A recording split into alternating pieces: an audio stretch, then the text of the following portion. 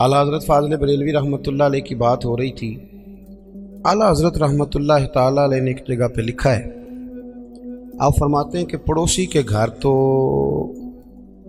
کھانا وہ لینے جائے جس کے اپنے گھر نہ پکا ہوا، اور کسی سے مشورہ تو وہ مانگے جس کو اپنے گھر میں نہ ملتا ہو۔ فرماتے ہیں مسلمان تو غیروں کے طریقے پہ تب چلیں جب نبی پاک نے ہر چیز بتائی نہ ہو، اور جب محبوب نے سارا کچھ بتا دیا ہے، سارا کچھ۔ بچہ پیدا ہوگا تو آپ اس کا عقیقہ کریں گے، اس کے سر کے بال اتروانا اور ان کی وزن کے مطابق چاندی کو خیرات کرنا، 7ویں دن نام رکھنا، یہ ساری چیزیں حضور نے بتلائی۔ اس کے کان میں اذان دینا، اس کو گٹی دینا۔ پھر یہ بھی حضور نے فرمایا کہ اس کا بستر بھی تم نے جب بڑا ہو جائے 10 سال کا تو نماز، 7 سال کا ہو تو نماز کے لیے کہو، 10 سال کا نہ پڑے تو اسے مارو، بڑا لگنے لگے تو بستر الگ کر دو، اور پھر جب وہ بولنے لگے تو سب سے پہلے اللہ کا نام سکھاؤ۔ نبی کریم صلی اللہ علیہ وسلم نے نا ہر موقع پر، یعنی صرف ایسا نہیں ہے کہ مسجد میں آنے کے آداب تو ہیں تو گھر میں جانے کے نہیں، نبی پاک صلی اللہ علیہ وسلم نے فرمایا بالغ ہو جائے تو نکاح کرو۔ نکاح کس کے لیے سنت، کس کے لیے واجب، کس کے لیے فرض؟ نکاح خاتون کے ذمے کیا ذمہ داریاں خاوند کے حوالے سے، اور بیوی کے لحاظ سے پھر خاوند کی کیا ذمہ داریاں، ہر چیز کو نا اپنی اپنی جگہ پہ پوری وضاحت کے ساتھ۔ اور اگر آپ پڑھیں گے تو آپ کو پتہ چلے گا کہ اسلام انسان کی ہر ضرورت کو پورا کرتا ہے، اور نبی کریم صلی اللہ علیہ وسلم نے ہر جگہ ہماری ہر ضرورت کا خیال فرمایا۔ اگر آپ دین کو پڑھتے جائیں گے تو آپ کو ذرا بھی دائیں بائیں دیکھنے کی ضرورت نہیں پڑے گی۔ سمجھ آ رہی ہے میری بات؟ یہ بال داڑھی کا حصہ ہے، اس کا بھی ذکر ہمارے بزرگوں نے کر دیا۔ داڑھی کتنی ہونی چاہیے اس کا تذکرہ بھی۔ ایک سوال مجھ سے پوچھا گیا ہے کہ بعض بچے داڑھی کا ڈیزائن بناتے ہیں۔ بھائی مسئلہ یہ ہے، یاد رکھنا ہمیشہ، ایک بندہ سنت پر عمل نہیں کرتا وہ گناہگار ہے، اور ایک سنت کو سنت سمجھ کے مذاق اڑائے تو کافر ہے۔ سنت کو سنت جانتے ہوئے اگر اس کا مذاق اڑائے گا تو نہیں۔ سمجھ آ رہی میری بات کی؟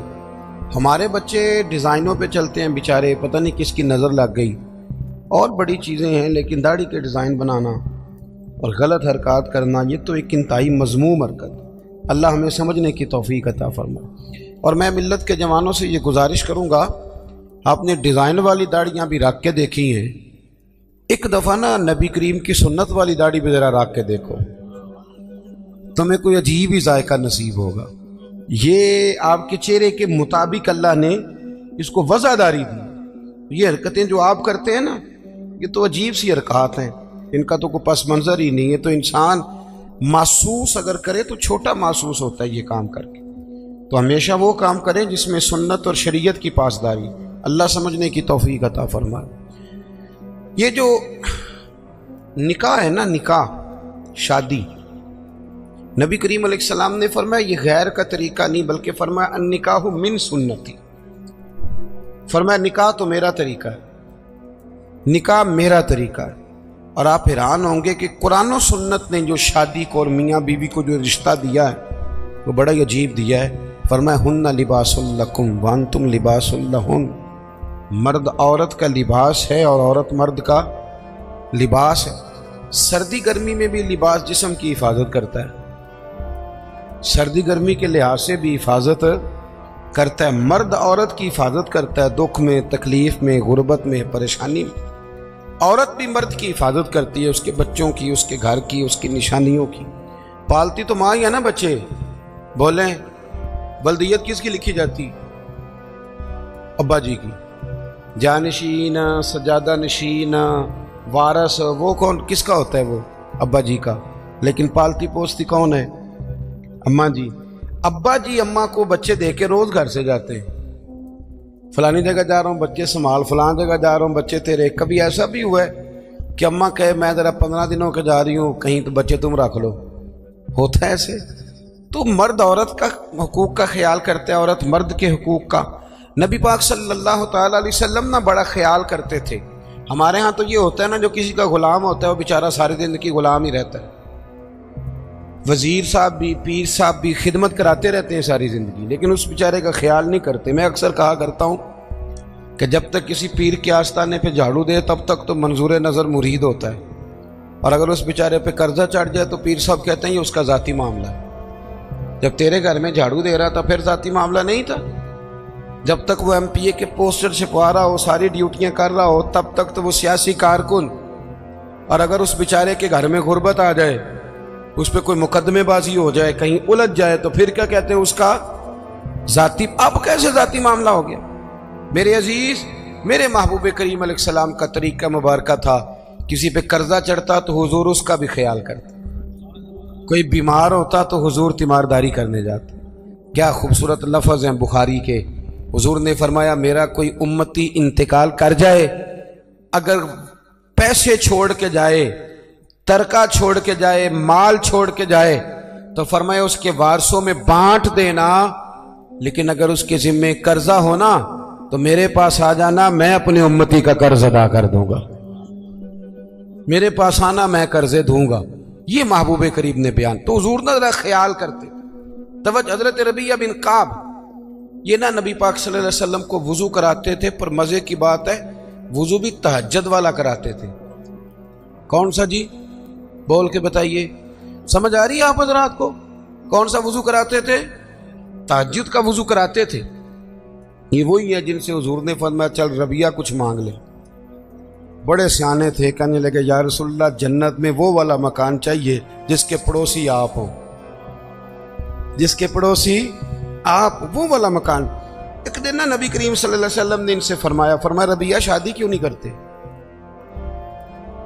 ربیعہ بولیے. وہ مجھے ایک صاحب ایک دفعہ مل گئے، کہنے لگے مینوں میرے حضرت صاحب ڈکیا سی بیاہ نہ کریں. میں کہوں نا آپ کیتا ہے کہ نہیں؟ انہوں نے دو کیتے ہیں. تو میں کہ تینوں کل ہی ڈکیا سے.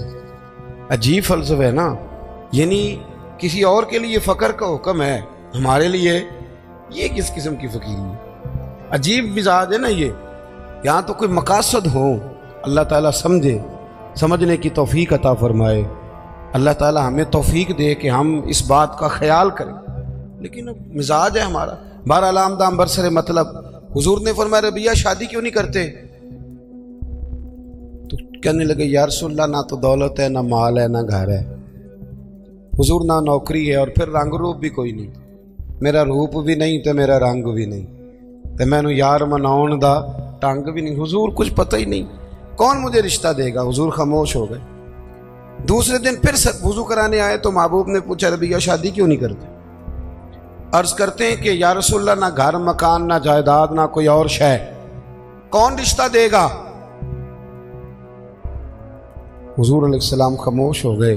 ایک بڑی خوبصورت بات لکھی ہے صاحب سیرت النبویہ ڈاکٹر احمد عبد الرزاق نے. وہ لکھتے ہیں کہ حضرت ربیعہ بن کعب کہتے ہیں جب دوسرے دن بھی میں نے منع کر دیا نا تو میرے دل میں خیال آیا ربیعہ تو بڑا عجیب آدمی ہے، جب نبی پاک فرماتے ہیں شادی کر لے. سمجھ آ رہی ہے نا آپ کو؟ جب حضور فرماتے ہیں شادی کر لے تو یہ دلیلیں کیوں دیتا ہے؟ تجھے تو چاہیے تو کہہ دے حضور جیسے دل کرتا ہے ویسے کر لے. ایک غلام کے لیے حضور بندوبست کر، جیسے دل کرے ویسے. کہتے میں تیسرے دن ارادہ کر کے گیا کہ آج حضور نے پوچھنا ہے تو میں نے بتا دینا، پر سارا ہی وضو ہو گیا، اللہ کے نبی نے پوچھا ہی نہیں. میرے دل میں خیال تھا آپ پوچھیں گے وضو مکمل ہو، لیکن حضور نے پوچھا. کہتے اب حضور میں اب کھڑا ہوں، محبوب فرمانے لگے ہو گیا وضو جاؤ. فرماتے ہیں میں پلٹ کے دیکھتا ہوں، دروازے سے باہر گزرنے لگا نا تو ایک دفعہ میں نے پھر پلٹ کے دیکھا، محبوب اپنے معاملات میں مشغول تھے. جب میں پیر باہر رکھنے لگا تو آواز دی اور مسکرا کے آواز دی. کیا شان ہے بریلی کے امام کی. فرمانے لگے جس کے گچھے سے لچھے جڑے نور کے. جب حضور مسکراتے تھے تو یہ نور کے گچھے تھے دانت، ان میں سے پھر نور نکلتا تھا. اعلیٰ حضرت فرماتے ہیں جس کے گچھے سے لچھے جڑے نور کے، ان ستاروں کی نزہت پہ لاکھوں سلام، اور ان کی باتوں کی لذت پہ بے حد درود، ان کے خطبے کی ہیبت پہ لاکھوں سلام، اور جس کی تسکین سے روتے ہوئے ہنس پڑے. حضور ذرا سی تسکین کرتے تھے تو رونے والا ہنس پڑتا، تو پھر بڑا انتظار کرنا پڑتا ہوگا، 2 گھنٹے حضور مسکراتے نہیں ہوں گے، تو اعلیٰ حضرت فرماتے نہیں بھئی یہ بھی مسئلہ کوئی نہیں، یہ بھی مسئلہ کوئی نہیں کہ 2 گھنٹے کے بعد مسکرائیں گے تو رونے والا ہنسے گا۔ فرمانے لگے جس کی تسکین سے روتے ہوئے ہنس پڑے اس تبسم کی عادت پہ لاکھوں سلام۔ یہ تو عادت ہے نبی پاک کی، تمہیں انتظار نہیں کرنا پڑے گا، تو عادت ہے حضور۔ تو حضور نے فرمایا شادی کر لو، کہتے ہیں میں مسکرایا، دوڑ کے واپس آیا، یا رسول اللہ جیسے حکم ہو کر دے۔ میرے محبوب کی بھی کیا بات ہے، کیا اندائے ہیں رسول کریم کی۔ حضور نے فرمایا فلاں قبیلے کے سردار کے پاس جا، اسے جا کے کہہ کہ اپنی بیٹی کا نکاح تیرے ساتھ کر دے۔ آپ فرماتے میں گیا، سلام لی، اندر داخل ہوا، انہوں نے بلایا، میں نے کبھی حضور نے بھیجا ہے، اور محبوب نے کہا اپنی بیٹی کا نکاح میرے ساتھ کر دو۔ حضرت ربیعہ بن کعب رضی اللہ تعالیٰ عنہ فرماتے ہیں ماں نے اس کے باپ کی طرف دیکھا، اس لڑکی کے باپ کی طرف، اور لڑکی کے باپ نے ماں کی بڑی جو ہے وہ فکر ہوتی ہے لڑکی کے ماں باپ، دونوں نے ایک دوسرے کی طرف دیکھا تو انکار نہیں کیا کہ میں نہیں ہم نے نہیں رشتہ دینا، بلکہ لڑکی کا والد کہنے لگا کہ محبوب سے عرض کرنا میں آؤں گا، میں خود آ کے حاضری دوں گا، ان سے عرض کرنا میں آؤں گا۔ حضرت ربیعہ بن کعب رضی اللہ تعالیٰ عنہ کہتے ہیں میں نکل رہا تھا، نبی رحمت سید عالم صلی اللہ علیہ وسلم کا وہ پیغام لے کے، تو میں نکل رہا تھا، میں آگے بڑھ رہا تھا۔ فرماتے ہیں جب میں دروازے سے باہر ہوں، توجہ ہے نا میرے دوست، کہتے ہیں جب میں دروازے سے باہر ہونے لگا نا، پیر رکھنے ہی لگا تھا، تو وہ لڑکی پردے کے پیچھے سے بولی، توجہ ہے میری بات پر، وہ خاتون پردے کے پیچھے سے بولی اور بول کے کہنے لگی غلام ٹھہر جا۔ تو میں نے پلٹ کے دیکھا، میں رک گیا تو اپنے ماں باپ کو مخاطب کر کے کہنے لگی ابا جی آپ کو میری فکر ہے نا، اماں جی آپ کو میری فکر ہے نا، آپ مجھے نبی کریم کے حوالے کر دیں، مجھے امید ہے رب رسول مجھے کبھی ضائع نہیں فرمائیں گے، اللہ نبی مجھے ضائع۔ حضرت ربیعہ بن کعب کہتے ہیں میں واپس آ گیا، سارا بندوبست حضور نے کر کے دیا، سارا بندوبست۔ اب بات کو سمجھیں، دین ہر جگہ انسان کا خیال کرتا ہے۔ فرماتے ہیں نبی پاک صلی اللہ علیہ وسلم نے حضرت عثمان غنی کو بلایا، فرمایا کھجور کی گٹھلی کے برابر ہونا چاہیے۔ حضرت عثمان کہنے لگے حضور حاضر ہو جائے گا۔ فرمایا عثمان پوچھو گے نہیں میں نے کیا کرنا ہے؟ عرض کی حضور بتا دیں کیا کرنا ہے۔ فرمایا ربیعہ کی شادی ہے، اس نے اپنی بیوی کو حق مہر دینا۔ پھر حضرت حارثہ بن نعمان کو بلایا، فرمایا ایک بکری کا بندوبست کر، ذبح کر کے پکانا ہے، پوچھو گے نہیں کس لیے حضور حکم کریں؟ فرمایا میرے ربیعہ کی شادی ہے، اس نے ولیمہ کرنا ہے۔ کہتے پھر محبوب نے مجھے اپنی جیب خاص سے، کرم سے، فضل سے کچھ پیسے دیے، فرمایا خوشبو بھی لے لے اور اپنی بیوی کے لیے ایک جوڑا بھی خرید لے۔ عزیز دوستو یہ نہ سمجھیں کہ جو آپ کا شاگرد ہے، مرید ہے، سیاسی کارکن ہے، وہ آپ کی ڈیوٹی تو کرے تو تب ٹھیک ہے، لیکن اس کا کوئی ذاتی معاملہ آ جائے تو کہیں جی وہ جانے اور اس کا کام جانے۔ سمجھے چیزوں کو۔ نبی کریم صلی اللہ علیہ وسلم کہاں تک مہربانیاں فرماتے۔ حضرت ربیعہ بن کعب فرماتے ہیں کہ میں بڑا غریب تھا، میرے سارے بندوبست میرے محبوب نے کیے، اور فرماتے ہیں پھر محبوب نے ایک اور کرم کیا، میرے لیے برکت کی دعا بھی کر دی۔ آپ فرماتے ہیں کہ غربتیں چلی گئیں، اب کسی کو کہیں سے قرض نہ ملے تو میرے گھر سے مل جاتا ہے۔ ہر گھر سے اناج ختم ہونے کو ہو پر میرے گھر سے کبھی ختم نہیں ہو۔ تو نبی کریم علیہ السلام خیال فرماتے، اور پھر میاں بیوی کے درمیان جو رشتے کی نزاکت ہے، ہمارے ہاں نا یہ سمجھ لیں جس گھر میں میاں بیوی کا اتفاق نہیں نہ ہوتا، اس میں کروڑوں روپے کی دولتیں بھی پڑی ہوں تو وہ گھر نہیں ہوتا، وہ اذیت گاہ بن جاتا ہے۔ جتنا مرضی آپ کہیں میں بیوی کی پرواہ نہیں کرتا، یہ کیسے ہو سکتا ہے؟ اس کے ساتھ گھر وابستہ ہے۔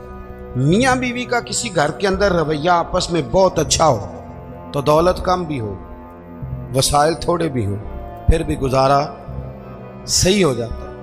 گھر کے اندر میاں بیوی کا آپس میں تعلق، طبقات ابن سعد میں صاحب طبقات نے لکھا ہے کہ جب نبی پاک علیہ السلام نے سیدہ طیبہ طاہرہ حضرت فاطمہ الزہرا رضی اللہ تعالیٰ عنہ کا نکاح مولا کائنات شیر خدا حضرت علی المرتضیٰ سے فرمایا نا، پتہ حضور نے کیا کیا تھا؟ دونوں کے سرے اقدس جوڑ کے نا تو نبی پاک نے ان دونوں کی محبت کے لیے دعا فرمائی، اے اللہ ان کے درمیان محبت رکھنا۔ ہمارے یہاں بھلا کیا ہوتا ہے، مرضی سے شادی کی، مرضی سے رشتہ تلاش کیا، پھر ٹھیک 15 دنوں کے بعد اماں کو نقص نظر آنے شروع ہو جاتے، اور ٹھیک 15 دن کے بعد ان کو بھی اپنے داماد میں نقص نظر آنے لگتے ہیں۔ جب آپ 2 جملے کہہ دیتے ہیں نا خامند کو کہ تیری بیوی ٹھیک نہیں، تو آیا تھا، چاہیے تھا فٹافٹ پانی دیتی، پر اس نے تو توجہ ہی نہیں کی، تو آپ تو ایک جملہ کہہ کے چلے گئے، انہوں نے تو 24 گھنٹے اکٹھے رہنا ہے۔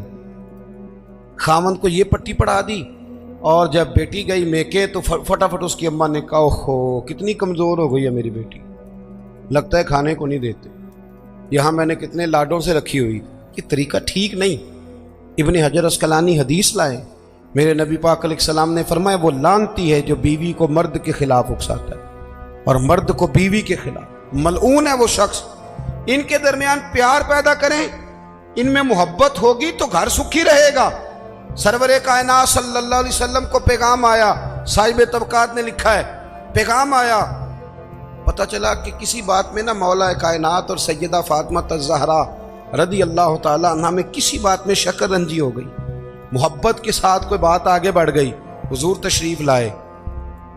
تھک تو نہیں گئے آپ لوگ کہ آپ کا خیال ہے خشک مولوی منگا لیا، چلے سن تو لینا، میں تو محبت سے آیا ہوں، بڑا لمبا سفر کر کے آیا، کئی جگہ جا نہیں پاتا، لیکن یہ موقع ایسا تھا میں نے چھٹی کرنا مناسب ہی نہیں سمجھا، میں نے کہا یہاں ضرور پہنچنا چاہیے، تو تھوڑی سی باتیں کرنی ہے، پیار سے سن تو لینا۔ آپ تو گھور رہے ہیں مجھے بیچ بیچ میں سے، یہ کس طرح کی تقریر کر رہا ہے، اللہ آپ کو جزائے خیر۔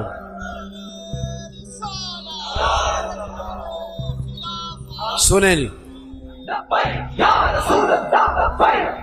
جزاک اللہ، سنیں جی سنیں، نبی کریم صلی اللہ علیہ وسلم نے نا حضور کو پتہ چلا، اور مزے کی بات یہ کہ روایت کے راوی بھی مولا علی شیر خدا ہیں۔ حضرت علی کہتے ہیں بات تو ہمارے درمیان آپس میں بڑھ گئی، پر آج بڑی میری وجہ سے تھی۔ یہ بھی پیار کی بولی ہے نا، یہ بھی محبت ہے نا جی، یہ محبت کی۔ یہاں بھی لوگوں کو بڑے عجیب و غریب قسم کے فلسفے یاد آتے ہیں، بات کر لوں پھر ایک اور بھی کروں گا، مزید بات کھل جائے گی۔ حضرت علی کہتے ہیں حضور کو پتہ چلا محبوب تشریف لائے، حضور نے بات سنی، حضور سمجھ گئے کہ آج بات ذرا علی نے زیادہ بڑھا دی ہے۔ اتنی بھی کسی کی بیٹی لاڈلی ہو گئی جتنی نبی پاک کی شہزادی لاڈلی، اتنی بھی کسی بیٹی کی عزت ہوگی جتنی حضور کی صاحبزادی کی عزت ممکن ہے؟ دوستو انہوں نے اکٹھے رہنا ہے، نکاح کے فلسفے کو سمجھو۔ نبی کریم علیہ السلام نے سمجھ لیا کہ بات علی کی وجہ سے بڑی، پر مولا علی فرماتے ہیں نبی پاک نے سیدہ فاطمہ کا بازو پکڑا اور کونے میں لے گئے، فرمانے لگے فاطمہ ضروری نہیں کہ جیسے تم کہو علی ویسے ہی کریں، علی تمہارے شوہر ہیں، تمہیں خیال کرنا ہوگا۔ مولا علی کہتے ہیں میں دور کھڑا تھا، حضور تو بیٹی کو سمجھا رہے تھے پر آنسو میرے نکل رہے تھے، میں دوڑ کے آیا، محبوب کا دست اقدس پکڑ کے سینے پہ رکھا، میں نے کہا یا رسول اللہ بے فکر ہو کے جائیے، یہاں سے جب بھی خبر آئے گی محبت کی خبر ہی آئے گی۔ دوستو قربتیں، اچھا اس بات کو مزید کھول دوں، صاحب کنز العمال نے حدیث لکھی ہے، حدیث کے راوی خود سید عائشہ صدیقہ ہے۔ ایک دن حضور فرمانے لگے عائشہ ایک بات نہ کروں یا رسول اللہ کریں؟ فرمایا جب تم مجھ سے راضی ہوتی ہو تب بھی مجھے پتہ چل جاتا ہے، اور جب ناراض ہوتی ہو تو تب بھی مجھے پتہ چل جاتا ہے۔ یہاں نا کچھ لوگ بادشاہ سلامت ہیں، بادشاہ سلامت، وہ کہتے ہیں میں اگر کہوں کہ میں تھوڑا بہت اپنے گھر والوں کا بھی خیال کرتا ہوں، بات مانتا ہوں، تو پھر تو لوگ مجھے بہت بڑا بزدل آدمی سمجھیں، میری گھر میں بھی کچھ توجہ ہے۔ آپ کا تو نہیں مجھے پتا، ہمارے دیہاتوں میں یہ رواج ہے کہ اپنا بیٹا بھی اٹھا کے بندے باہر نکلنا پسند نہیں کرتے، اپنا بچہ اٹھا کے، کوئی آنکھ نہ چھڑے کہ تیری ہن بال کھڑا دی ڈیوٹی، تینوں روٹی تاں لب دی کہ پہلا بال کھڑا، کہ کیسی عجیب بات کرتے ہو۔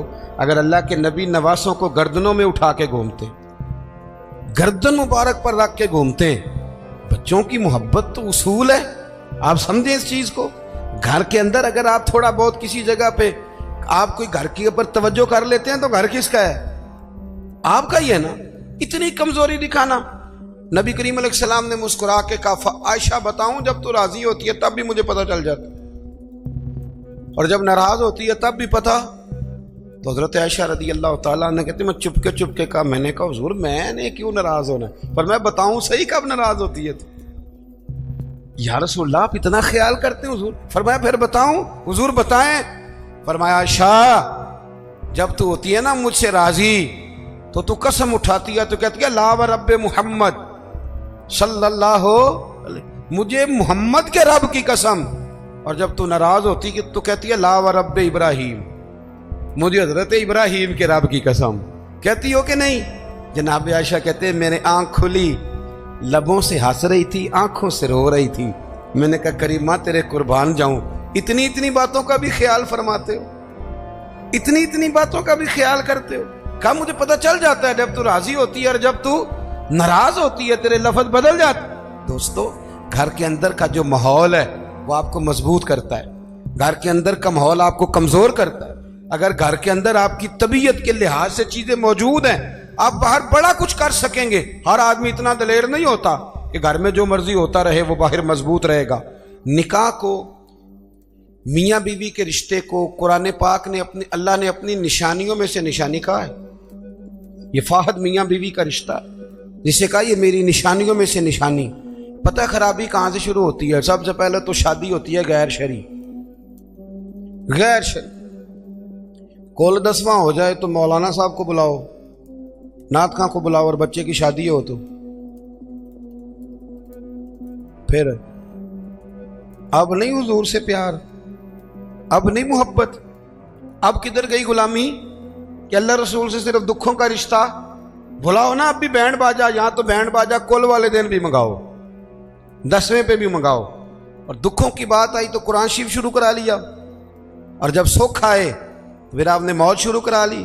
اور بھائی مصطفیٰ کی نعت والے کو نا نعت ہی اچھی لگتی، اسے برات والے دن بھی نعت ہی اچھی لگتی، شادی والے دن بھی نعت ہی اچھی۔ پہلی بات تو یہ کہ غیر شرعی حرکات ہوتی ہیں شادی، اور ڈھیروں۔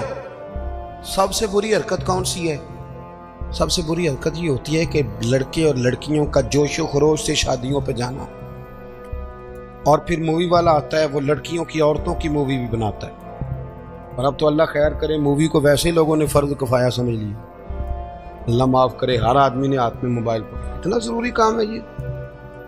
مووی بنتی ہے، مہندی ہوتی ہے، ناچ گانا ہوتا ہے، تماشے لگتے ہیں۔ پھر میں حیران ہوتا ہوں جوان لڑکیوں کے ہاتھوں میں پھول دے کے انہیں کھڑا کیا جاتا ہے کہ دولہا جب آئے تو پھول پھینکنا۔ دولہے کے ساتھ بوڑھے بوڑھے لوگ ہوتے ہیں کہ جوان لڑکے ہوتے ہیں؟ بولے تو وہ پھول کیوں لڑکیاں پھینکتی ہیں؟ لڑکیاں ساری برقعے میں ہوتی ہیں، چھپے ہوئے منہ ہوتے ہیں، تو سارا خاندان تو بیوٹی پارلر سے تیار ہو کے آیا ہوتا ہے، تو آپ تو گناہ کو آواز دے رہے ہیں۔ پتہ ہے رسم کیسے ایجاد ہوئی؟ صاحب فتوح الشام نے لکھا ہے یہ لڑکیوں کے پھول پھینکنے کی رسم جب قادسیہ کے علاقے حضرت سعد بن ابی وقاص رضی اللہ تعالیٰ عنہ فتح کر رہے تھے، تو آپ ایک ایسے علاقے سے گزرے جس کی عمارتیں بڑی شاندار تھیں۔ علامہ واقدی کہتے ہیں کہ دور دور سے لوگ وہ عمارتیں دیکھنے آتے تھے کہ بھئی فن تعمیر کا شاہکار ہیں یہ چیزیں۔ اس ایریے سے گزرنا تھا مسلمان فوج نے، تو عیسائیوں نے اور یہودیوں نے ایک چال چلی، انہوں نے عورتوں سے کہا خوبصورت لڑکیوں سے کہ پھول پکڑ لو، اور جب فوجی گزرے تو ان کے اوپر پھول پھینکنا، اگر 2-3 جرنل بھی تم تباہ کرنے میں کامیاب ہو گئی تو مسلمانوں کا ہم زیر کر لیں گے۔ پھول پھینکو، چھتوں پہ چڑھ گئی، اور چھتوں کی طرف نوجوانوں نے دیکھنا ویسے ہی ہے چونکہ شاہکار ہے ہماری منازل۔ حضرت سعد بن ابی وقاص رضی اللہ تعالیٰ عنہ آگے آگے تھے، سمجھ آ رہی ہے نا میری باتوں؟ آگے آگے جا رہے تھے، کمان کر رہے تھے فوج کی۔ جب آپ نے دیکھا عورتیں چھتوں پہ ہیں تو حضرت سعد بن ابی وقاص شرارت سمجھ گئے، سازش سمجھ گئے۔ لوگ زہر بھی جو ہوتا ہے نا، زہر بھی دودھ میں ڈال کے دیتے ہیں، ڈائریکٹ نہیں دیتے، انہیں پتہ ہوتا ہے کہ زہر رگوں میں کیسے اتارنا ہے۔ جناب سعد بن ابی وقاص آگے آگے تھے، جب دیکھا عورتیں چھتوں پہ ہیں تو فوراً بولے، گھوڑے پہ چڑھ گئے اور فوج کی طرف توجہ کر کے کہنے لگے فوجیو تمہیں پتہ ہے نا اللہ کیا فرماتا ہے؟ رب فرماتا ہے مردوں سے کہو نظریں جھکا کے رکھیں۔ نظریں کون بلا؟ جی مومن مرد۔ قرآن مجید نے حکم دیا کہ مومن مرد نظریں، اس کا مطلب ہے مرد وہ نہیں ہوتا جو اکڑ اکڑ کے چلے، مرد تو ہے ہی وہ قد اونچا ہو نظریں جھکی ہوئی۔ مرد کہتے ہی اسے مردوں سے کہو نظریں جھکا کے رکھیں. 10,000 فوج تھی, عورتیں پھول پھینکتی نہیں. 10,000 فوجی گزر گیا پر ایک نے بھی نظر اٹھا کے نہیں دیکھا. جب سارے گزر گئے تو ان عورتوں نے پلیٹیں پھینکی اور کہنے لگی او بے شرمو یہودیوں اور عیسائیوں, تم کس طرح کے لوگ ہو, اپنے مقاصد کے لیے بہو بیٹیوں کو استعمال کرتے ہو, اور یہ کتنی شان والے ہیں. ایک آیت سنی ہے, نظریں جھکا لی ہیں. تم بھی غلط ہو, تمہارا طریقہ بھی غلط ہے. آج کے بعد ہم مدینے والے رسول کا کلمہ پڑھیں گے, ہم مسلمان ہوا کریں گے. اور ہمارے ہاں شروع انہوں نے کی تھی, اور اللہ خیر فرمائے رنگ ہم نے پکڑ لیا اس کا. ہمارے یہاں عورتیں پھول پھینکتی, بزرگ نہیں پھول پھینک سکتے, نوجوان نہیں پھینک سکتے. خدا کا خوف کرے. اور پھر مرد عورتوں کا اختلاط ہوتا ہے, اور پھر اس سے آگے شادی کے بے پناہ خرچے, بے پناہ قرضہ اٹھا کے شادیاں کرتے ہیں. نکاح میں تو 2 آدمی جائیں گے, 2 جوڑے جائیں گے. اور میں آپ کو ایک شرعی حکم بتاتا ہوں, آپ کا سگا بھائی ادھر دیکھو میری طرف, سگا بھائی اپنے بیٹے کی شادی پہ اگر آپ کو نہ بلائے تو اس سے ناراض ہونا جائز نہیں. تسی تے میرے نال بھی ہو گئے. او بھائی, سگا بھائی بھی اگر اپنے بیٹے کی شادی پہ نہ بلائے تو اس کی مرضی ہے, نہ بلائے چاہے نہ بلائے, اس سے ناراض ہونا جائز. تو آپ کو تو منگنی میں نہ بلائیں تو ناراض ہو جاتے. اور اگر کوئی کارڈ بھیج دے نا صرف ولیمے کا, کہنے نے ہوں ولیمے تے بھی وہی جان کے جڑے جانج نال گئے سن, اسی صرف ولیمے تے بھئی فرض ہے آپ کا جانا. ہاں حضور نے حکم دیا ہے کہ ولیمے کی دعوت دے تو ضرور جایا کرو, لیکن اس کے اتنے زیادہ خرچے ہم نے کر دیے. ہمارے بچے, آپ ناراض نہ ہونا, گناہ اس لیے عام ہو گیا کہ ہم نے نکاح مشکل کر دیا. نکاح مشکل ہو گیا. اگر ہم اس کے اخراجات کم کریں, میں شادیاں دیکھتا ہوں, مجھے لگتا ہے اتنے پیسوں میں 6 شادیاں ہو سکتی ہیں. قرضہ اٹھا کے شادی کر لی, 15 دن نہیں گزرتے تو پیسے لینے والا آ جاتا ہے. وہ کہتا میرے تو رکھنا پہلے. تو وہ بچہ بیچارہ, اس نے کیا شادی کے بعد خوش رہنا, وہ تو قرضے ادا کر رہا, گھر میں لڑائی پڑی ہوئی, 1 مہینہ پورا بی زیور نہیں بیچاری پہن سکتی, وہ سارا قرضے میں چلا جاتا ہے. غلط کام کرتے ہیں ہم. سنو, حضرت عبد الرحمن ابن عوف رضی اللہ تعالیٰ, صحابہ میں سب سے امیر آدمی, سب سے امیر. یہ بخاری میں حدیث ہے, فجر کی نماز نہ انہوں نے نبی کریم علیہ السلام کے پیچھے پڑھی, سفید کرتا پہنا تھا تو اس کو زرد رنگ کا داغ لگا ہوا تھا. توجہ ہے نا میری بات, سفید کرتا اور زرد رنگ کا داغ. نبی پاک صلی اللہ علیہ وسلم نے کہا یہ عبد الرحمن یہ کیا ہے؟ عرض کی یا رسول اللہ, میں نے رات کو نکاح کیا تھا, خوشبو لگائی تھی تو وہ داغ رہ گیا. حضور نے تو کوئی اس پہ اصرار نہیں کیا کہ یار اتنے امیر آدمی کی شادی مدینے میں پتہ ہی نہیں چلا, کسی کو خبر ہی نہیں. یہاں غریب بھی باز نہیں آتا, وہ بھی کہتا ہے میری ناک جو ہے وہ کٹ جائے گی اگر میں نے کروڑوں روپیہ نہ لگایا, تو جب پیسے لینے والے آئیں گے پھر کٹ جائے گی کہ چھوٹی ہو جائے گی مزید. مہربانی فرمائیں, آپ کس چکر میں پڑے ہو؟ حضور نے کیا فرمایا؟ نبی کریم صلی اللہ علیہ وسلم فرمانے لگے نکاح کر لیا تو ولیمہ ضرور کرنا, چاہے 1 بکری ہی ذبح کرو. تو اپنے گھروں کے اندر سکون کا ماحول قائم کریں, شادی اور بیاہ کو حضور کی سنت کے دائرے میں لے کے آئیں. یہ وفاداری کا رشتہ ہے, یہ خلوص کا رشتہ ہے. اس رشتے کو خلوص والی منازل کی طرف لے کر کے جائیں. بیوی خیال کرے کہ مجھے اپنی خامند کی خدمت کرنی ہے, خامند خیال کرے کہ مجھے بیوی, میں اکثر کہا کرتا ہوں, میں کہتا ہوں کہ اگر آپ بیوی کے ماں باپ کی عزت کریں گے تو وہ بھی آپ کے ماں باپ کی عزت کرے گی. آپ تو ماں بدولت کہتے میں نہیں کبھی سسرال گیا جی, وہ میں دروازے پہ چھوڑ کے آ جاتا ہوں, پھر وہ میں لینے بھی چلا جاتا ہوں چونکہ میں بہت بڑا نواب ہوں. تو آپ کیسے امید رکھتے ہیں پھر وہ آپ کے ماں باپ کی خدمت کرے گی؟ سنیں, 2 باتیں عرض کرتا ہوں, بات ختم کرتا ہوں. سیدہ طیبہ طاہرہ حضرت خدیجہ الکبریٰ رضی اللہ تعالی. جب آدمی امیر ہو نا, غریب ہو جائے تو اس کے لیے بڑی مشکلات ہوتی. غریب امیر ہو جائے تو کوئی مشکل نہیں ہوتی. حضرت خدیجہ الکبریٰ مکے کی ملکہ تھی, 20 کنیزیں نوکرانیاں گھر میں کام کرتی. پھر سیدہ خدیجہ کلمہ پڑھ گئی, پھر مسلمان ہوئی, حضور سے نکاح ہوا.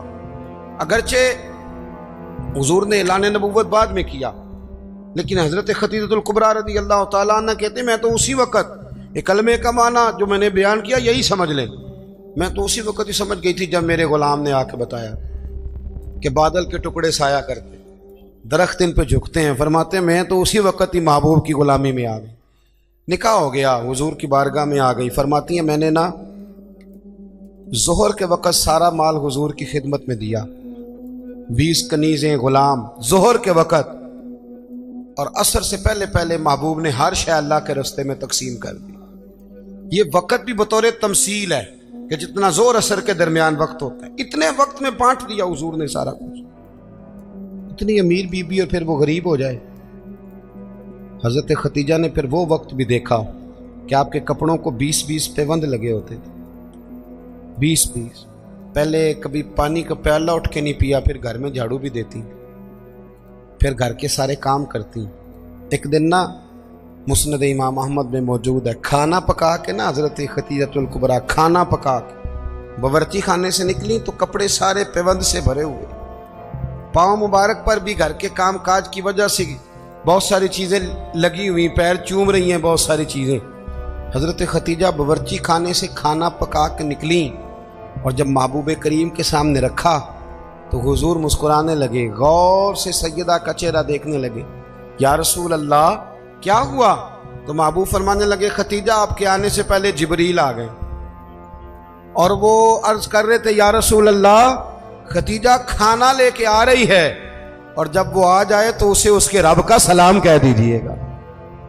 اگر خاتون اپنے خاوند کی خدمت کرے، اگر وہ یہ ذوق بنائے، یہ مزاج. اب تصویر کا بالکل دوسرا رخ بھی دیکھیں، یہ کنز المال میں یہ بھی حدیث ہے اور حدیث کی راوی سیدہ عائشہ صدیقہ.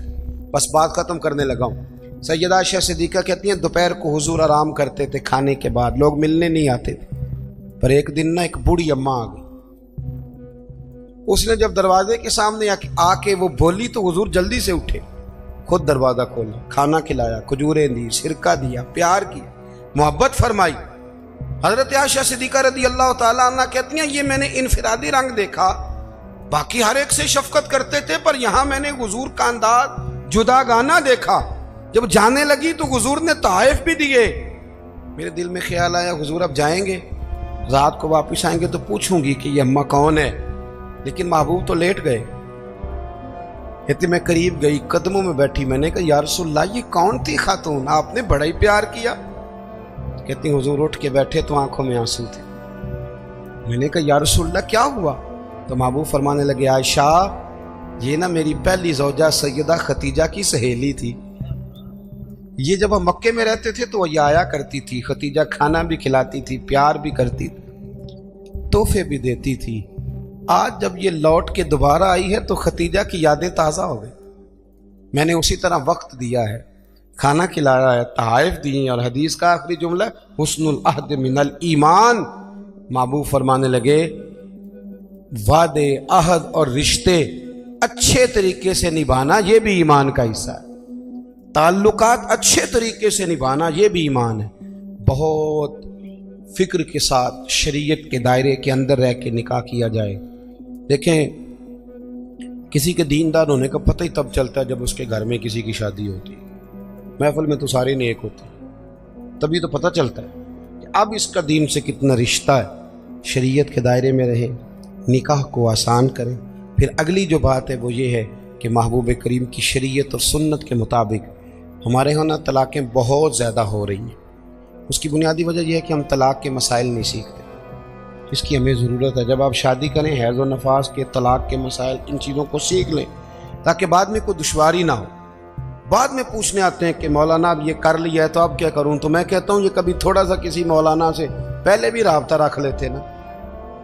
اتنے فضول خرچے ہوتے ہیں. اور جب نکاح میں حق مہر کی باری آتی ہے نا تو کہتے ہیں شرعی رکھ لو.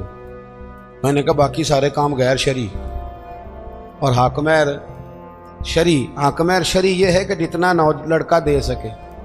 ایک صحابی نے اپنی بیوی کو حق مہر میں پورا باغ بھی دیا تھا. جتنا کوئی یہ کوئی نہیں ہے 32.5 روپے پتہ نہیں کہاں سے نکل آئے ہیں، کوئی ان کا تعلق نہیں ہے. جتنا خامد حق مہر حیثیت ہو اتنا دے. اور مولا علی شیر خدا رضی اللہ تعالیٰ عنہ فرمایا کرتے تھے جس کو دائمی بخار ہو اترے نہ. کسی بیوی کے پاس اگر حق مہر کے پیسے پڑے ہوں تو برکت والے ہوتے ہیں، ان سے پیسے لے کے، چاہے بعض علماء کہتے ہیں اس کا یہ معنی بھی کر لو کہ اپنی جیب سے دے دے हाकमेर वाले मुतबर्रक हैं, वो ले ले, कहते थे उन पैसों का शहद खरीद के पियो, पुराने से पुराने बुखार में भी अल्लाह शिफा अता कर दे। याद रखिएगा कि तसव्वुफ की, तरीक़त की, जी तसव्वुफ की, तरीक़त की, मारिफत की, हकीकत की ढेर सारी तारीफ़ात लोग करते हैं, और अल्हम्दुलिल्लाह जो लोग भी अहले हक में से कोई खैर की बात करते हैं वो ठीक ही करते हैं, लेकिन कुरान मजीद फुरकान हमीद खुद अपने बंदों की जो अज़मत बयान करता है, उनका जो तर्ज़ ज़िंदगी कुरान मजीद ने बयान किया है वो सबसे ज़्यादा बेहतर भी है, आला भी है, और सबसे ज़्यादा अफजल भी है। अल्लाह ताला ने इरशाद फरमाया कि व इबादुर रहमानिल्लज़ीना यमशूना अलल अर्दि हौना, फरमाया रहमान के बंदे वो हैं जो ज़मीन पर आहिस्तगी से चलते। व इज़ा खातबहुमुल जाहिलून क़ालू सलामा, और जब जाहिल उनसे गुफ्तगू करते हैं तो वो बहस नहीं करते बल्कि कहते हैं तुम्हें सलाम हो। उनका दिन इस तरह गुजरता है कि वो बड़े धीमे, बड़े आहिस्ता, बड़े वज़ादार तरीके से अपना वक्त गुजारते, और वो जगह जगह झगड़े नहीं करते, अबहास नहीं करते, बिला वजह जो हालात से नहीं उलझते। इस तरह उनका दिन गुजरता है, और रात उनकी इस तरह गुजरती है कि वल्लज़ीना यबीतूना लिरब्बिहिम सुज्जदम व क़यामा, वो अपने रब के लिए रात गुजार देते हैं सजदा करते हुए और क़याम करते हुए। मेरे अजीज़, अल्लाह के बंदे की शान ये होती है कि उसमें आजिज़ी होती है, बुर्दबारी होती है, वज़ादारी होती है।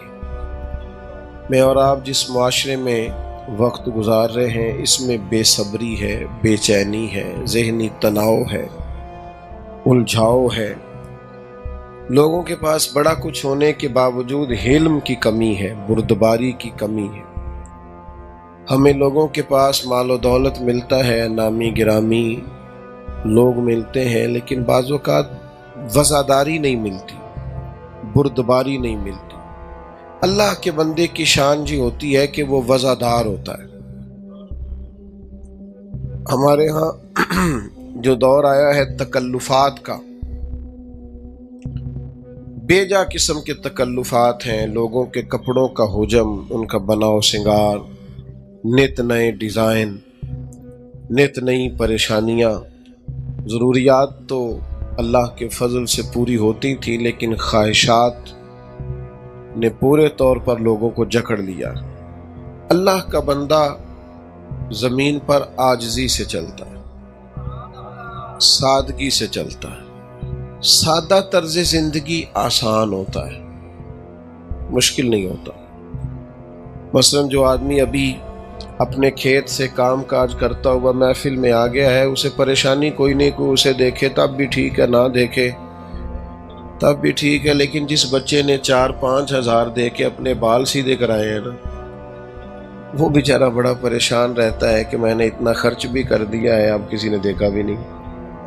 जिसने बड़े महंगे दर्जी से कपड़े सिलवाए हैं और बड़ा महंगा उसने शेरवानी और वेस्टकोट को ज़ेबे तन किया है, तो वो बड़ा तकलीफ में होता है कि यार अब लोगों को पता चल जाए मैं भी हूँ। तो याद रखिएगा कि सादा तर्ज ज़िंदगी ये आसान होता है। बिला वजह के तकल्लुफ़ात, अपनी ज़िंदगी पे बोझ, अल्लाह के बंदों की शान जी होती है कि वो सादा होते हैं, उनका तर्ज ज़िंदगी बिल्कुल नॉर्मल होता है, आम हालात में वक्त गुजारते हैं। बहुत ज़्यादा प्रोटोकॉल, बहुत ज़्यादा, आजकल तो कोई पीर रोड पे चढ़ जाए ना तो पता ही नहीं चलता कि पीर चढ़ा हुआ है कि वज़ीर चढ़ा हुआ है। उनका आना, मेहरबानी करें बैठ जाएं जी, पैसों समेत बैठ जाएं, आपकी मेहरबानी, अल्लाह आपको सलामत रखे। पैसे लेने थोड़ी आए हैं जी, आप इतने मोहब्बत वाले लोग हैं, ये इतनी बड़ी तादाद में आप आए हैं, ये रेट बहुत ज़्यादा है पैसों से, मोहब्बतें ज़्यादा कीमती होती हैं। और फिर जितनी खूबसूरती है हज़रत पीर सियाल अलैहि रहमा का फैज़ान है, तो ये काफ़ी है बहुत। और आप चंद बातें सुन ले, मैंने थोड़ी सी बातें करनी है बस, यही कीमती सरमाया है। पैसों शैसों के चक्कर में वैसे भी ना डाला करें, आपको पता है ना फिर फ्रंट सीटें मिलती हैं जिनके हाथों में नोटों की दतियाँ हों, फिर बेचारे नात खां को उसका नाम भी याद करना पड़ता है, फिर उसकी नज़र 2-4 शेर भी करने पड़ते हैं। तो इतनी मुश्किल में क्यों लोगों को डालते हैं आप? इस चक्कर से वैसे ही बरी रहें। अजीज भाई, सादा तर्ज जिंदगी, आसान जिंदगी और वज़ादारी और बुर्दबारी, तबीयत में ठहराव, हिल्म, ये जिंदगी को आसान करता है। नबी करीम सल्लल्लाहु ताला अलैहि वसल्लम गुजर रहे थे, हजरत अनस बिन मालिक रदी अल्लाह ताला अन्हु बयान फरमाते हैं सरकार ने नजरानी चादर ओढ़ रखी थी, धारीदार चादर थी। तो पीछे से ना एक शख्स ने मुकद्दस चादर को पकड़ के खींचा और फरमाते मैंने अपनी आंखों से देखा कि सरकार की गर्दन मुबारक पर निशान पड़ गया। ये बुखारी मुस्लिम दोनों में मौजूद। लेकिन जब महबूब ने उसकी तरफ देखा तो वो कहने लगा कि मैं भिखारी हूं, कुछ मांगने आया था, मैं साइल हूं, सवाली हूं, कुछ अता कीजिए। अब हमारे यहाँ ये होता है कि जो जोर से दरवाज़ा खटखटाए ना, उसको भी खैरात नहीं मिलती। लोग कहते हैं खैरात लेने आया है कि तू कर्जा लेने आया, तेरा क्या अंदाज है आने का। लेकिन उसने चादर को पकड़ के खींचा, निशान पड़ गए। लेकिन कुर्बान जाए, जब उसने कहा मैं कुछ मांगने आया हूं तो मेरे करीम ने मुस्कुराना शुरू कर दिया। बुर्दबारी, ठहराव, वज़ादारी, दरगुजर अल्लाह के बंदों की शान होता है। हमारा ये मिजाज होता है कि हम बुर्दबार नहीं होते। ये बताइए कि चिढ़ाने वाला ज्यादा खतरनाक होता है या वो खतरनाक होता है जो चिढ़ जाता है? जो चिढ़ जाता है ना, वो बंदा ज्यादा खतरनाक, वो बेचारा ज्यादा परेशान होता है। जिसको लोग चिढ़ा लें, लोगों को पता हो हमने एक बात करके इसको जज्बाती कर लेना है। हमें लोग मैंने देखा है कि हमारे यहाँ बड़े बड़े समझदार लोग होते हैं, लेकिन उनका मुखालिफ एक जुमला कहता है बस उनके बारे में, वो फिर जवाब ही देते रहते हैं। वो उनकी सारी सलाहियतें ज़ाया कर देता है, खुद वो काम लगा रहता है। आप में ठहराव हो, आप बिला वजह जुहाला से बहस, हर आदमी इस काबिल नहीं होता उससे बहस करेंगे। उलमा मुनाजरा भी करेंगे, मुकालमा भी करेंगे, वो हक रखते हैं, इल्मी बात किसी से करनी होगी। लेकिन हम जो अवाम है, हर वक्त बहस, हर वक्त उलझाओ, हर आदमी इस काबिल नहीं होता। कुछ इस काबिल होते हैं कि कालू सलामा, उनको सलाम किया जाए। सलाम आरफ रूमी रहमतुल्लाह ने लिखा है कि गधे और घोड़े की बहस हो गई थी। किसकी जी? घोड़ा कहता था आसमान का रंग नीला है और गधा कहता था काला है। गधा जो हुआ तो देर तक उस गधे ने इस पर बहस की कि नहीं, रंग काला है। अब वो जब बहस तूल पकड़ गई, मानने को तैयार नहीं थे। दोनों अपना फैसला शेर की अदालत में ले गए। तो शेर से जाते ही घोड़े ने पूछा, बादशाह सलामत, आसमान का रंग क्या है? उसने कहा सादी सी बात है, आसमान का रंग नीला है। उसने कहा इस गधे को मैं भी यही कह रहा हूं, लेकिन ये कई घंटों से मुझसे बहस कर रहा है, मानने को तैयार नहीं। तो आपने बता दिया रंग नीला है, तो मैं भी यही कहता हूं। तो बादशाह ने दोनों की बात सुनने के बाद कहा कि बात भी घोड़े की ठीक है और घोड़े को उम्र कैद की सजा भी है। तो घोड़ा कहने लगा ये आपका फैसला बड़ा इनफिरादी है कि बात भी मेरी ठीक है और सजा भी मुझे है। तो उसने कहा सजा इस बात की नहीं कि तेरी बात ठीक है कि गलत है, सजा तो इस बात की है कि तूने गधे से बहस शुरू कर दी है। तो ये समझ नहीं आ रही, गधा है, गधों से बहस की जाती है, लिहाजा तुझे सजा होनी, उन लोगों को तो सजा होनी चाहिए जो गधों से बहस करते हैं। आप किससे बहस कर रहे हैं? तो गधा है। तो उलझना नहीं है अपनी जिंदगी को वज़ादारी से, बुर्दबारी से। अगर आपके अंदर थोड़ा ठहराव हो ना, देखें आपका दुश्मन आपसे बहस करेगा, आपने एक बात की, उसने जवाब में 2 कर दी, फिर आपको 4 करनी पड़ेगी, फिर वो 6 कर देगा, ये तो बहस खत्म ही नहीं होगी। लेकिन एक और भी इलाज होता है मुखालिफ का, उसने बात की आप चुप कर जाएं, उसने फिर बात की, ये मैं अपने जाती दुश्मन जो हमारे होते हैं उनकी बात कर रहा हूं।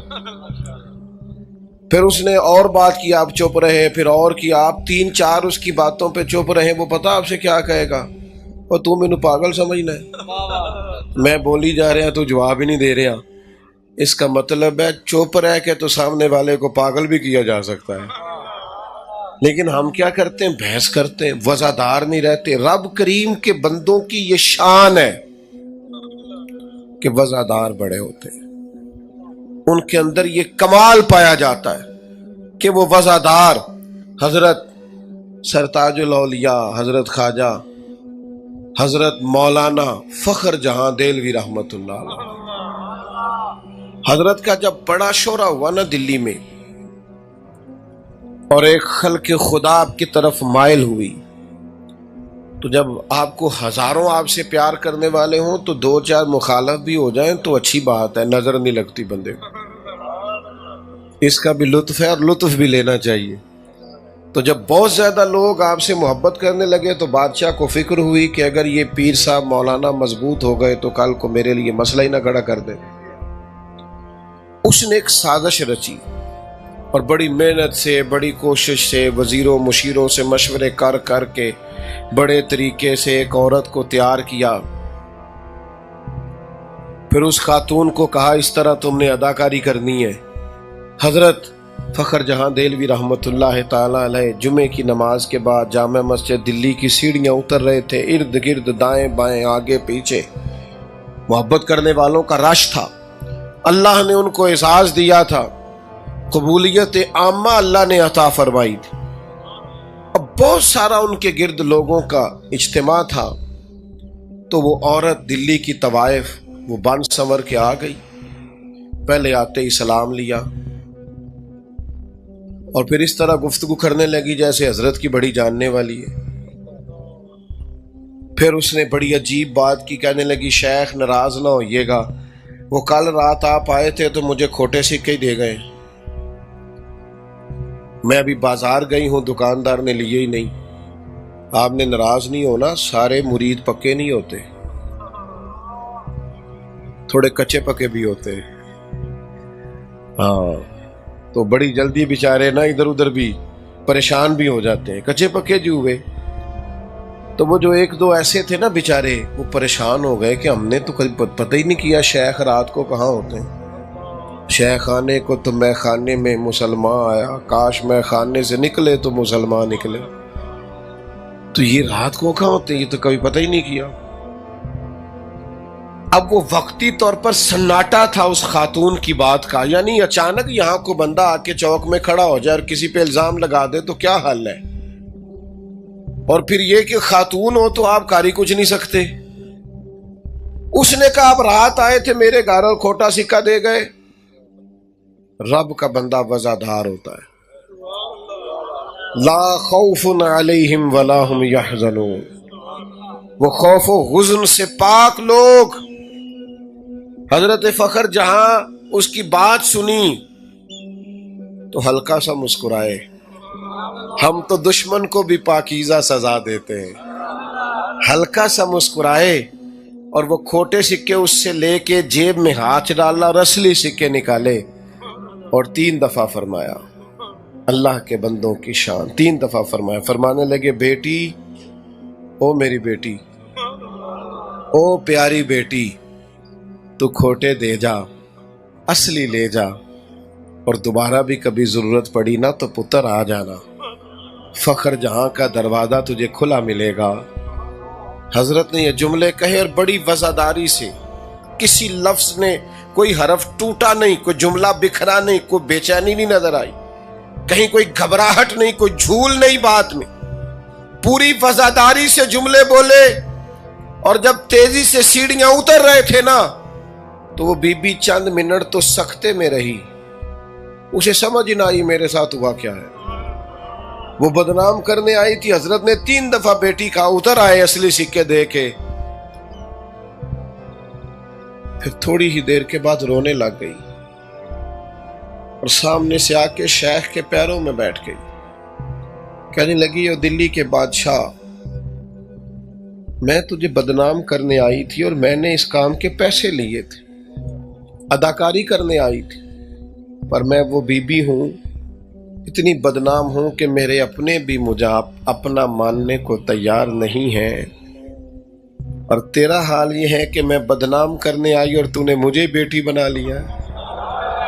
اور ایک دفعہ نہیں، دو دفعہ نہیں، 3 دفعہ کا بیٹی بیٹی بیٹی یہ لفظ کے پھر اور تڑپی اور کھل کے روئی، اور پھر اپنا آنچل اٹھا کے پلو اپنے چہرے پہ نقاب کر کے کہنے لگی حضور اب میں دلی والوں کو بتاؤں گی فخر جہاں کی بیٹی کیسی ہوتی ہے. آج سے ہر گناہ سے توبہ، اور میں اپنے گھر کو آج سے مسجد قرار دیتی ہوں. وہاں کوئی تماش بین نہیں آئے گا، اب قیامت تک وہاں محمد عربی کے نام کی اذانیں پڑھی جائیں گی صلی اللہ تعالی علیہ وسلم. آپ اللہ کے بندوں کی وزاداری، بردباری، ان کا حوصلہ، ان کا ظرف، ان کا کمال. وہ جتن جتن تے ہر کوئی کھیڑے، تو ہارن کھیڑ فقیرہ.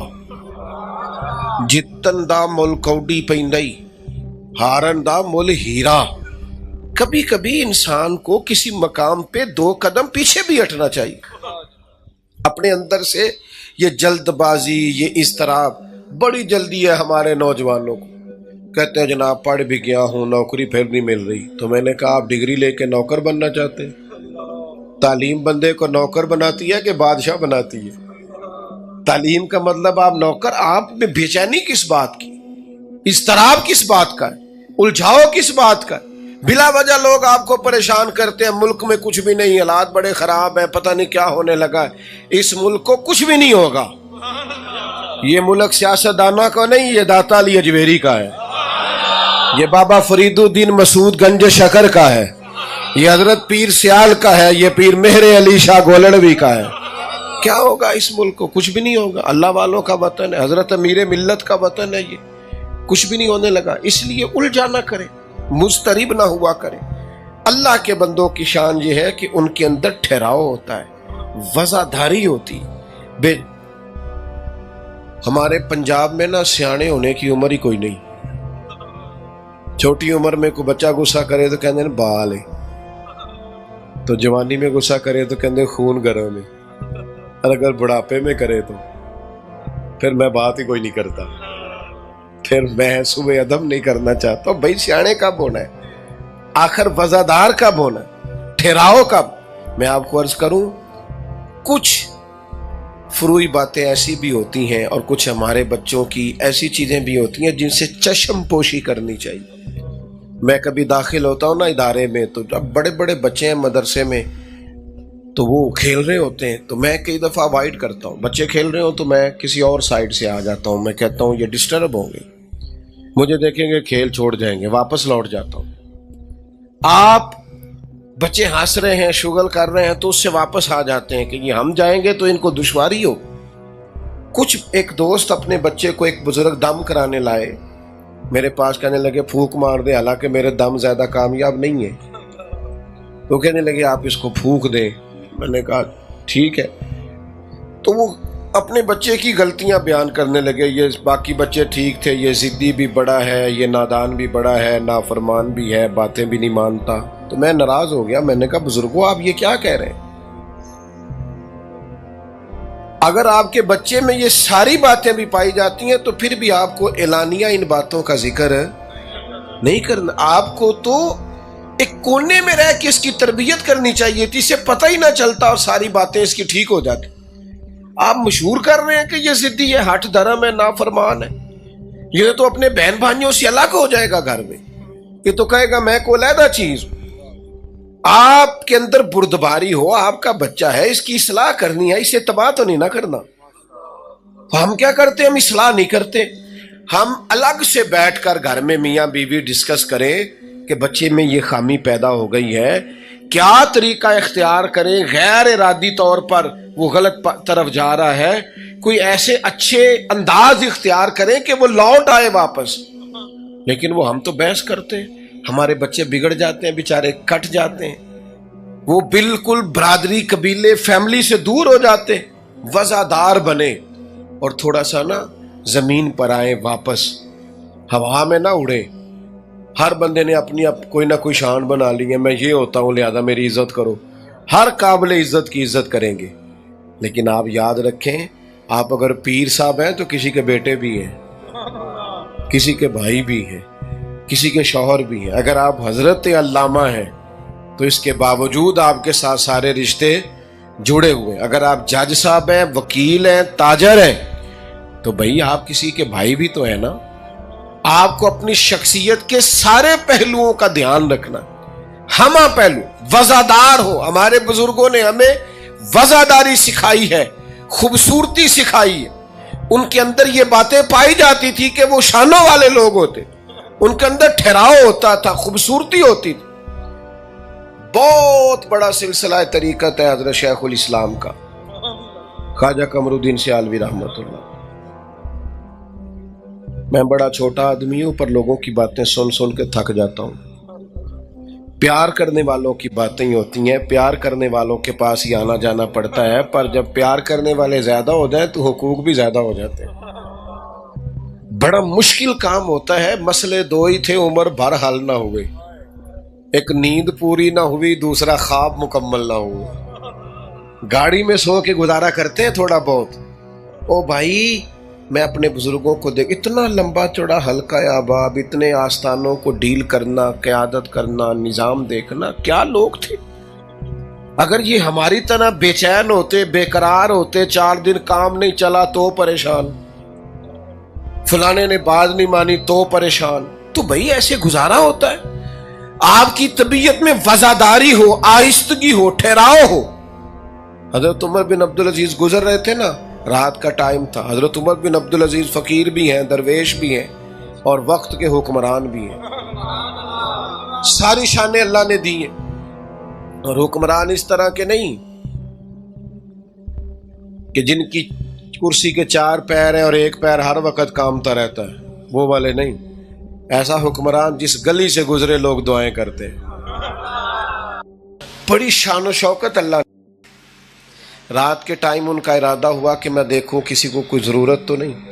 اس زمانے میں لوگ کھڑاؤں پہنتے تھے، لکڑی کے جوتے وہ پہنے ہوئے تھے. ایک بابا جی فٹ پاتھ پہ سو رہے تھے. حضرت عمر بن عبدالعزیز گزرے تو بابا جی کے پیر پہ پیر آ گیا. اچھا اب اچانک ٹکر ہو جائے نا موٹر سائیکل کی موٹر سائیکل سے، تو لوگ کیا کہتے ہیں؟ کہتے ہیں اندھا ہوئے ہیں. اچھا مجھے بتائیں، اندھا آدمی گاڑی چلا سکتا ہے؟ موٹر سائیکل کیوں پوچھا آپ نے؟ یہ جو پوچھا ہے آپ نے پہ اندھا ہے، اس کا مطلب کیا ہے؟ اندھا بندہ موٹر سائیکل چلا سکتا ہے؟ پوچھا کیوں؟ یہ اصل میں تنقید ہوتی ہے کہ دیکھ کے چالی یار تو اندھا تو نہیں نا، ٹھیک ہے نا. حضرت عمر بن عبدالعزیز کا پیر بابا جی کے پیر پہ آ گیا تو پیر آتے ہی فوراً وہ بابا جی کہنے لگے آپ اندھے. تو اب یہ پتہ چلتا ہے کہ آپ میں بردباری کتنی ہے. فقیر بھی ہیں، درویش بھی ہیں، اور بادشاہ ہیں. بادشاہ آپ اندھے ہیں، کتنی سخت بات ہے. حالانکہ بابا جی خود فٹ پاتھ پہ سوئے ہوئے. سوال یہ تھا کہ جناب آپ یہاں کیوں سوئے ہوئے؟ آپ کو نہیں پتا جگہ سونے والی نہیں، آپ یہاں سے اٹھیں. لیکن حضرت عمر بن عبدالعزیز سے جب بابا جی نے کہا نا آپ اندھے ہیں، قربان جائیں، انہوں نے مسکرانا شروع کر دی. اور مسکرا کے، تھوڑا سا مسکرائے آپ، مسکرا کے کہنے لگے نہیں بزرگوں مجھے نظر آتا ہے. اب وہ جو 7 سپاہی تھے نا، انہوں نے تلواریں نکال لی. یہ کیتلی ہمیشہ چائے سے زیادہ گرم ہوتی ہے. انہوں نے تلواریں نکال لی. تو آپ فرمانے لگے تمہیں کیا ہوا؟ کہا جناب انہوں نے آپ کو اندھا کہا ہے. فرمانے لگے نہیں کہا انہوں نے. جتن جتن تے ہر کوئی کھیڑے، تو ہارن کھیڑ فقیرہ. کہا جناب کہا ہے. فرمایا نہیں کہا. سکیں جی رکیں، بات سنیں، بس توجہ سے بات سنیں، مضمون مکمل ہونے لگا ہے، کٹھے ہی اٹھتے ہیں سارے انشاءاللہ. تو کہا ہے اندھا؟ فرمایا انہوں نے تو نہیں کہا. فرمایا کہا ہے. حضرت عمر بن عبدالعزیز کہنے لگے بابا جی مجھ سے باتیں کر رہے تھے تم سے کر رہے تھے؟ کا مخاطب تو آپ سے ہی تھے. تو فرمانے لگے انہوں نے تو ایک سوال پوچھا ہے. انہوں نے پوچھا آپ اندھے تو نہیں؟ تو میں نے جواب دے دیا نہیں مجھے نظر آتا ہے. اس میں جھگڑے والی کون سی بات ہے؟ تو میرے عزیز وزاداری، ٹھہراؤ. اور پھر دوسری بات والذین یبیتون لربہم سجدا وقیاما، ان کی راتیں رب کے لیے گزرتی ہیں سجدہ کرتے ہوئے اور قیام کرتے ہوئے. ان کی راتیں موبائلوں پہ نہیں گزرتی. اللہ والوں کی راتیں تبصروں پہ نہیں گزرتی، رب کے بندوں کی راتیں مصلے پہ گزرتی ہیں، عبادات پر وقت دیتے ہیں۔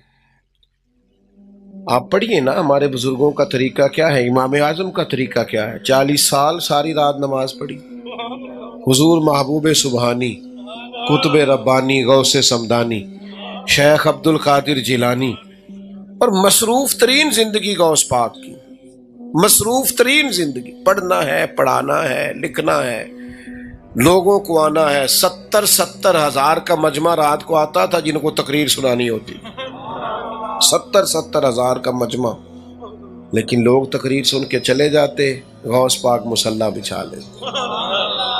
ساری رات رب کے حضور حاضری ہے، اللہ کی بارگاہ۔ رات کا سجدہ بندے کو مضبوط کرتا ہے۔ میں آپ سے عرض کروں، ہمارے نا کچھ دکھ بڑے ذاتی ہوتے ہیں، ہم کسی سے کہہ نہیں سکتے، مجبوری ہوتی ہے۔ کچھ باتیں انسان کے اندر ایسی ہوتی ہیں وہ کسی سے نہیں کہہ سکتے۔ یہ جو رات کی عبادت ہے نا، یہ جو مصلی ہے، یہ دعا ہے، یہ بڑا سہارا ہے۔ جو بندہ کسی سے نہیں کہہ سکتا، رب رسول سے کہہ دے، کھل کے کہہ دے، اللہ کے حضور عرض کر دے، راز بھی رکھا جائے گا، رحمت بھی کی جائے گی۔ رات کی عبادت بندے کو طاقتور کرتی ہے، مضبوط ہو جاتا ہے آدمی، لیکن ہم تو توجہ نہیں کرتے۔ ہمارے استاد صاحب تھے تو فرماتے، میرے ابا جی تہجد کی نماز پڑھتے تھے، وہ عالم بھی تھے، مفتی بھی تھے اور حافظ بھی تھے۔ تو فرماتے فجر کی نماز میں مسجد میں ملاقات ہوئی تو میرے والد صاحب کہنے لگے، حافظ تو سویرے نفلہ لے کیوں نہیں اٹھتا؟ کہتے میں نے ان سے کہا کہ ابا جی وہ فجر کی تو میں جماعت سے پڑھتا ہوں۔ اچھا حدیث بھی ہے کہ عالم ساری رات سویا رہے، عشاء پڑھ کے سوئے، فجر تک آرام کرے، پھر بھی اس کا درجہ عابد سے زیادہ ہے۔ پر میں کہتا ہوں یہ حدیث غوث پاک کو بھی تو آتی تھی نا، امام اعظم کو بھی تو آتی تھی نا، اور ان سے بڑا عالم بھی کوئی نہیں، لیکن وہ تو پھر بھی اللہ اللہ کرتے تھے، سویرے اٹھتے تھے۔ تو فرماتے میرے والد صاحب مجھے کہنے لگے، پتر سویرے نہیں اٹھیا؟ میں نے کہا جی آیا تو ہوں۔ تو فرمانے لگے، یار تو علم پڑھ کے بھی سویرے تہجد نہیں پڑھتا، تو میں ان پڑھ ہو کے بھی سویرے مصلی تے بیٹھنا۔ صبح اٹھنا، اور پھر ایک دوست مجھے ایک دن کہنے لگے، میری فجر میں آنکھ نہیں کھلتی، رہتے وہ ملک سے باہر ہے، میری فجر میں آنکھ نہیں کھلتی۔ پھر ان کی واپسی کی فلائٹ تھی، مجھ سے ملنے آئے تو میں نے کہا کب کی فلائٹ ہے؟ کہنے لگے صبح سحری وقت 4 بجے کی۔ میں کہ تیری تے رہ جانی، تیری تے آنکھ ہی نہیں کھل دی۔ تو کہنے لگے آپ کو تو بڑا حافظہ ہے، آپ کو تو بات یاد رہ گئی ہے۔ تو میں نے کہا آپ نے کہا ہے نا اکثر آپ کہتے ہیں میری فجر میں آنکھ نہیں کھلتی، تو بھائی آپ کی تو فلائٹ مس ہو جائے گی۔ کہنے لگا نا جی مہنگی بڑی لئی۔ تو میں نے کہا 1.5-2 لاکھ کے لیے سویرے آنکھ کھل جاتی ہے تو رب رسول کے لیے کیوں نہیں کھلتی؟ سنو، مسلم میں حدیث،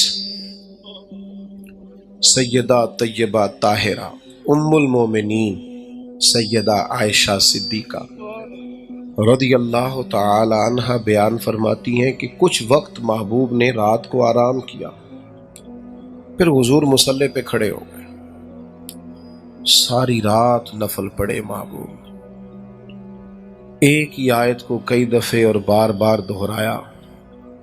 فرماتی ہے میں نے ورم دیکھے حضور کے پیروں پر، میں نے عرض کی یا رسول اللہ آپ کے صدقے اللہ اگلے پچھلوں کو معاف کرے گا، آپ اتنی مشقت کرتے ہیں اللہ کے محبوب ہو کر، آپ کے تو صدقے کرم نوازیاں ہوں گی اگلے پچھلوں پر۔ تو کریم فرمانے لگے عائشہ آپ نے بتایا ہے نا مجھ پر میرے رب کا بڑا انعام ہے، تو پھر میں اپنے رب کا شکر گزار بندہ نہ بنوں؟ ساری رات کی نماز پڑھی ہے شکر کے لیے، شکر کے لیے۔ یہاں ہمارے گھر میں بیٹا پیدا ہوتا ہے، منوں کے حساب سے مٹھائی بانٹتے ہیں پر 2 نفل نہیں پڑھتے۔